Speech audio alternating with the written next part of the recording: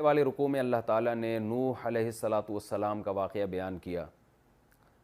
اب اللہ تعالیٰ ہود علیہ السلام کا واقعہ بیان کر رہے ہیں. نوح علیہ السلام کے دنیا سے جانے کے بعد نئی قوم آباد ہوئی جو ایمان لائے تھے، پھر انہی کی نسلیں بڑھی ہیں، انہی کی نسل میں آگے چل کے قوم عاد پیدا ہوئی.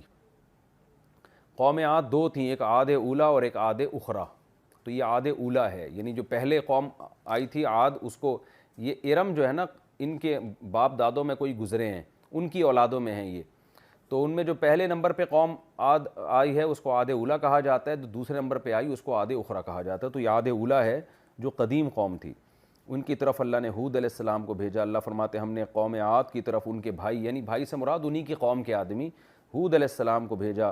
ہود علیہ السلام نے کیا کہا؟ یا قومی، اے میری قوم، اعبدوا اللہ، اللہ کی عبادت کرو، ما لکم من الہ غیرہ، اللہ کے سوا کوئی معبود نہیں. اب آپ دیکھیں نوح علیہ السلام کی قوم کو اللہ نے ہلاک کیا شرک کی وجہ سے. وہ جو 40-50 لوگ بچے تھے دنیا میں، ان سب کو پتہ تھا کہ بت پرستی کتنی بری چیز ہے، لیکن آگے انہی کی نسلوں میں پھر کیسے بت پرستی پیدا ہوئی ہے. حالانکہ وہ نوح علیہ السلام کا قصہ، ان کا واقعہ سینہ بسینہ سنتے چلے آ رہے تھے کہ ایسے قوم ہلاک ہوئی تھی.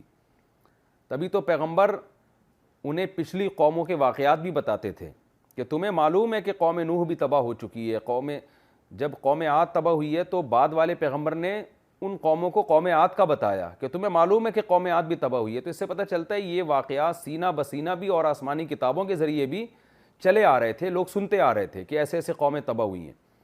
تو انسان کی آپ بدبختی کا اندازہ اس سے لگا سکتے ہیں کہ لوگوں کو پتہ بھی تھا کہ کس بیس پر قوموں کو تباہ کیا گیا ہے، اس کے باوجود انہوں نے بت پرستی کی، اس کے باوجود انہوں نے شرک کیا. جب یہ آیتیں انسان سنتا ہے تو اس کو یقین نہیں آتا کہ واقعی ایسا ہوا بھی ہوگا.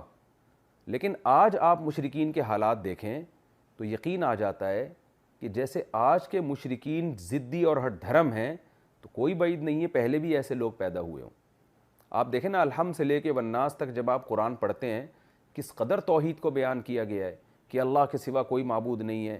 پیغمبر بشر ہوتے ہیں، ہماری طرح انسان ہوتے ہیں، محتاج ہوتے ہیں، لیکن صبح و شام یہ آیتیں پڑھنے والے کتنے لوگ ہیں جو آج بھی ان آیتیں پڑھنے کے باوجود نبی صلی اللہ علیہ وسلم کو مشکل کشا، حاجت روا اور قبروں پہ سجدہ کرنا، قبروں سے مرادیں ماننا.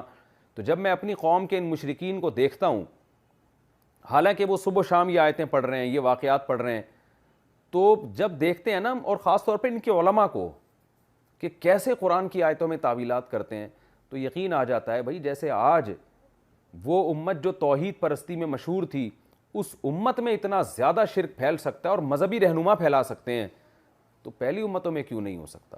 تو پہلی امتوں میں بھی ہو سکتا ہے کہ جن قوموں نے دیکھا کہ ہمارے باپ دادا کو بت پرستی کی وجہ سے ہلاک کیا گیا، وہ واقعات نقل کر رہے ہیں، مگر شیطان نے ایسے مزین کیا نا ان کے لیے شرک کو، اور کیسے مزین کر کے کلابے ملا کے نا، کیونکہ صورت میں شیطان کے واقعے سے ہی صورت کی ابتدا ہوئی تھی نا، کہ شیطان نے کہا تھا اللہ میں ایسا مزین کروں گا، دائیں بائیں آگے پیچھے ہر طرح سے سیدھے راستے سے ہٹاؤں گا. تو شیطان نے اسی طرح سے سیدھے راستے سے قوموں کو ہٹایا. اور کیسے ہٹایا؟ شیطان نے ان کو اس چکر میں لگا دیا کہ تو وہ عطائی اور ذاتی کی بحث میں، جیسے آج کل مشرکین سے جب کہا جائے نا کہ نبی صلی اللہ علیہ وسلم مشکل کشا کیسے ہو گئے، تو کہتے ہیں بھائی اللہ نے آپ کو مشکل کشا بنایا ہے. تو جبکہ اللہ بار بار اس کی نفی کر رہا ہے کہ اس کی کیا دلیل ہے تمہارے پاس کہ میں نے لوگوں کو اختیارات دے رکھے ہیں، نہ بتوں کو دیے. تو بت پرستی کیسے آتی تھی؟ جو توحید پرست بزرگان دین تھے ان سے عقیدت محبت میں غلو ہوتا، ان کی تصویریں بنا کے اپنی دکانوں میں لگا لیتے، پھر مورتیاں بنا لیتے، تو آہستہ آہستہ انہی مورتیوں کے سامنے جھکنا شروع کر دیتے. یہیں سے ہر شرک کی ابتدا ہوتی ہے. تو بیس اس کی توحید ہی ہوتی تھی، اور پھر اس میں آگے جا کے عقیدت میں غلو شرک کا ذریعہ بن جاتی تھی. تو ان آیتوں سے ہمیں عبرت حاصل کرنی چاہیے کہ عقیدت میں غلو یہ ہر برائی اور ہر شرک کی جڑ ہے. آج بھی میں جاتا ہوں دکانوں میں، مذہبی رہنماؤں کی تصویریں لگی دیکھتا ہوں، لوگوں سے کہتا ہوں یہ ہٹاؤ، یہ حرام ہے تصویر سازی، لیکن وہ نہیں ہٹاتے، وہ غصے میں آتے ہیں ہمارے پیر صاحب کی تصویر ہے، یہ اس کی وجہ سے دکان میں برکت ہے. تو یہ ہے وہ شرک جس سے اسلام نے روکا ہے، اور شیطان کس طرح سے قوموں کو تباہ کرتا ہے. تو قرآن کیا کہہ رہا ہے؟ ہم نے تو انہوں نے کیا کہا ہود علیہ السلام نے کہ قال الملأ قال یا قوم اعبدوا اللہ ما لکم من الہ غیرہ. ہاں، اواعجبتم ان جاءکم ذکر من ربکم علی رجل منکم لینذرکم واذکروا اذ جعلکم خلفاء من بعد قوم نوح یا قوم اعبدوا اللہ ما لکم من الہ غیرہ۔ تو ہود علیہ السلام نے کیا کہا؟ اے میری قوم، اللہ کی عبادت کرو، اللہ کے سوا کوئی عبادت کے لائق نہیں ہے، تم تقوی کیوں نہیں اختیار کرتے، اللہ سے ڈرتے کیوں نہیں ہو اس شرک کے معاملے میں؟ قال الملأ الذین کفروا من قومہ، تو قوم کے جو بڑے لوگ تھے وہ کہنے لگے، ہر پیغمبر کو قوم کے بڑے لوگوں سے ہی واسطہ پڑا ہے، اور بڑوں نے ہی مخالفت کی ہے، غریبوں نے مخالفت ہمیشہ کم کی ہے۔ وہ کیا کہنے لگے؟ انا لنراک فی سفاہۃ، ہم سمجھتے ہیں آپ حماقت میں، معاذ اللہ بے وقوفی میں پڑے ہوئے ہو، وَإِنَّا لَنَظُنُّكَ مِنَ الْكَاذِبِينَ، اور ہم آپ کو جھوٹے لوگوں میں سے سمجھتے ہیں، آپ معاذ اللہ جھوٹ بول رہے ہو کہ آپ اللہ کے پیغمبر ہو۔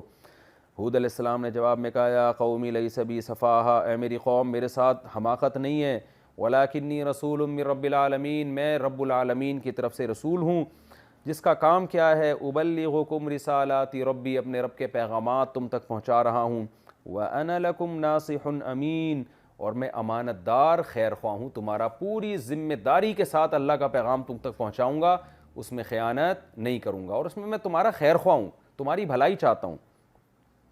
اواعجبتم ان جاءکم ذکر من ربکم، جیسے نوح علیہ السلام کی قوم نے آپ کو بشر ہونے کا طعنہ دیا تھا نا، آپ ہماری طرح کے انسان ہیں، کھاتے ہیں پیتے ہیں، تو ایسے ہی ہود علیہ السلام کی قوم نے بھی طعنہ دیا کہ آپ تو ہماری طرح کے انسان ہیں، آپ کھاتے پیتے ہیں، بازاروں سے خریداری کرتے ہیں، تو آپ کو ہم پہ کیا فضیلت ہو گئی؟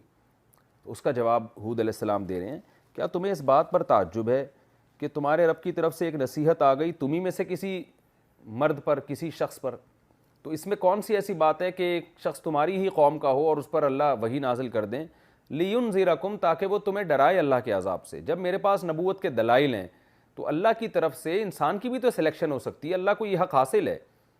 وَاذْكُرُوا إِذْ جَعَلَكُمْ خُلَفَاءَ، اور تم یاد کرو جب اللہ نے تمہیں نائب بنایا، من بعد قوم نوح، نوح علیہ السلام کی قوم کے بعد۔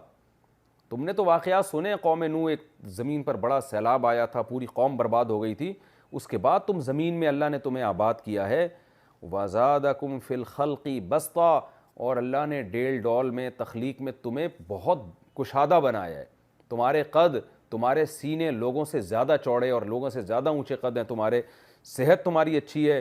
فَاذْكُرُوا آلاءَ اللَّهِ، اللہ کی نعمتوں کو یاد کرو، لَعَلَّكُمْ تُفْلِحُونَ، تاکہ تم کامیاب ہو جاؤ۔ یہ بتوں نے، ان معبودوں نے نہیں کیا، یہ سب اللہ نے کیا ہے۔ قالوا، تو بجائے دلائل سے جواب دینے کے وہ قوم کیا کہنے لگی؟ اجئتنا لنعبد اللہ وحدہ، آپ ہمارے پاس اس لیے آئے ہیں کہ ہم ایک اللہ کی عبادت شروع کر دیں، وَنَذَرَ مَا كَانَ يَعْبُدُ آبَاؤُنَا، اور صدیوں سے یا سالوں سے جو ہمارے باپ دادے جس کی عبادت کرتے ہیں ان کو ہم چھوڑ دیں، پورا کلچر ہی تبدیل ہو جائے۔ یعنی مذاق میں کہنے لگے کہ اس کام کے لیے آپ، یعنی اتنا ہود علیہ السلام کی دعوت کو انہوں نے اتنا گویا کہ غیر اہم سمجھا کہ اس پہ دلیل دینے کے بجائے یہ کہہ رہے ہیں کہ یہ بھی کوئی ایسی بات ہے جس میں ہم بحث کریں آپ سے، یعنی آپ تو پورا کلچر ہی چینج کرنے پہ تلے ہوئے ہیں، آپ کہہ رہے ہیں کہ جو باپ دادے اتنے سالوں سے کرتے چلے آ رہے ہیں سارے غلط تھے، تو یہ وہ بات ہے جس کے لیے آپ ہمیں سمجھا رہے ہیں، یعنی یہ کوئی سمجھانے کی بات ہے، یہ تو 100% غلط ہے۔ اس طرح سے اس کو کہتے ہیں استفہام انکاری، یعنی کسی سے سوال کیا جائے اس کا مطلب یہ ہو کہ یہ ایسی بات ہی نہیں ہے جس پہ بحث کی جائے۔ فَاتِنَا بِمَا تَعِدُنَا، لہذا بحث کو چھوڑ دیں آپ جس چیز کا ہم سے وعدہ کر رہے ہیں نا، اگر آپ نبوت کے دعوے میں اور اپنے دعووں میں سچے ہیں تو جس عذاب کا وعدہ کر رہے ہیں وہ عذاب آپ لے آئیں۔ جب یہ بات ہود علیہ السلام نے سنی تو انہوں نے کیا فرمایا؟ قد وقع علیکم من ربکم رجس وغضب، اے میری قوم، تمہارے رب کی طرف سے تم پر رجسن، پھٹکار اور غضب برسنے والا ہے، وہ تو واقع ہو کے رہے گا۔ اتجادلوننی، جیسے اس قوم نے کہا تھا نا ہود علیہ السلام سے کہ آپ اس لیے آئے ہیں کہ ہم اپنے باپ دادا کے معبودوں کو چھوڑ دیں، تو بالکل یہی انداز ہود علیہ السلام کا بھی تھا، کیا تم ان گڑھے ہوئے ناموں کے بارے میں مجھ سے مناظرے کر رہے ہو؟ یعنی یہ کوئی اس قابل ہیں کہ ان پہ بحث کی جائے؟ اس کی مثال ہے جیسے قرآن دوسرے مقام پہ کہتا ہے نا، الہم ارجل یمشون بہا، ان بتوں کے کیا پاؤں ہیں جن سے یہ چل سکیں، ان کے کیا ہاتھ ہیں جن سے یہ پکڑ سکیں، تو یہ اپنا کچھ نہیں کر سکتے تو تمہارا کہاں سے، تمہاری بگڑی کہاں سے بنائیں گے؟ تو یہاں بھی قرآن کہہ رہا ہے کہ جس انداز میں قوم نے ہود علیہ السلام پر اعتراض کیا اسی انداز میں ہود علیہ السلام نے قوم پہ اعتراض کیا کہ بھلا تم ایسے ناموں کے بارے میں مجھ سے مناظرہ کر رہے ہو، بحث کر رہے ہو، جن کو تم اور تمہارے باپ دادا نے خود سے گھڑا ہوا ہے، جس کے برحق ہونے پر اللہ نے آسمان سے کوئی دلیل نازل نہیں کی ہے. یعنی یہ تو اس قابل نہیں ہے، لچڑ ہے کہ ان پہ مناظرہ کیا جائے، ان پہ بحث کی جائے. ان کا تو باطل ہونا دو اور دو چار کی طرح واضح ہے. رہا یہ مسئلہ کہ عذاب چاہیے تمہیں، فانتظروا، تو تم بھی انتظار کرو، انی معکم من المنتظرین، میں بھی تمہارے ساتھ انتظار کرنے والوں، میں بھی انتظار کرتا ہوں، تم بھی انتظار کرو. فانجیناہ، قرآن کہتے ہیں ہم نے ہود علیہ السلام کو بچا لیا، نجات دے دی، اور ان لوگوں کو بھی جو آپ کے ساتھ تھے، یعنی ایمان لائے تھے، برحمت منا، خاص اپنی رحمت سے، وقطعنا دابر الذین کذبوا بآیاتنا، اور ہم نے جو لوگ ہماری آیتوں کا انکار کیا کرتے تھے اور وہ ایمان نہیں لاتے تھے ان کی جڑیں کاٹ ڈالی. جیسے کہ سورہ الحاقہ میں ہے کہ قوم عاد کو اللہ نے ایک ایسی ہوا بھیجی، اما عاد فاہلکوا بریح صرصر عاتیہ سخرها علیہم 7 لیال و8 ایام، 7 راتیں اور 8 دن ایسی تیز ہوا چلی ہے کہ ان کو اٹھا اٹھا کے اس ہوا نے پٹخا ہے. اور قرآن کہتا ہے جب وہ ہوا تھمی ہے، 1 ہفتے کا طوفان تھما ہے، تو اے مخاطب اگر تو اس قوم کو دیکھتا تو ایسے اوندھے پڑے ہوئے تھے کأنہم اعجاز نخل خاویہ، جیسے کھجوروں کے باغات کٹتے ہیں نا تو درخت ایسے الٹے اوندھے پڑے ہوئے ہوتے ہیں، ایسے وہ قوم جو ہے نا ان کے نشانات، وہ ایسے اوندھی پڑی ہوئی قوم تھی وہ. تو اس سے یہ ضروری نہیں ہے کہ ان کے قد کھجوروں کے تنوں کے برابر ہوں، یہ تشبیہات ہیں. یہ ضروری نہیں ہے کہ ان کے قد جو ہے کھجور جتنے ہوں، کھجور کے درخت جتنے ہوں. مطلب یہ ہے کہ جیسے کہ بڑے بڑے قداور پڑے ہوتے ہیں نا تو ایسے لگتا ہے جیسے قداور درخت الٹے پڑے ہوئے ہیں جب کھیتیاں کٹتی ہیں. تو اللہ تعالیٰ نے اس قوم کو بھی تباہ و برباد کیا، اور اس قوم کا اللہ نے واقعہ بیان کیا، قوم عاد کا واقعہ. تو اللہ ہمیں یہ واقعات بتا رہے ہیں کہ عبرت حاصل کرو، ایسا نہ ہو کہ تم محمد صلی اللہ علیہ وسلم کا انکار کرو گے تو اللہ تمہیں بھی ہلاک و برباد نہ کرے. حدیث میں آتا ہے کہ میری امت من حیث الامت تباہ و برباد نہیں ہوگی. وجہ اس کی ہے کہ آپ صلی اللہ علیہ وسلم آخری نبی ہیں، پوری امت گمراہی پہ جمع نہیں ہوگی، کچھ گمراہ ہوں گے کچھ صحیح بھی رہیں گے، تاکہ قیامت تک یہ سلسلہ چلتا رہے. لیکن اس امت میں اللہ تعالیٰ اختلافات کے ذریعے امت کو مختلف عذابوں کا مزہ چکھائیں گے، جزوی طور پر امت پہ مختلف عذاب آتے رہیں گے، جس کا حدیث میں تذکرہ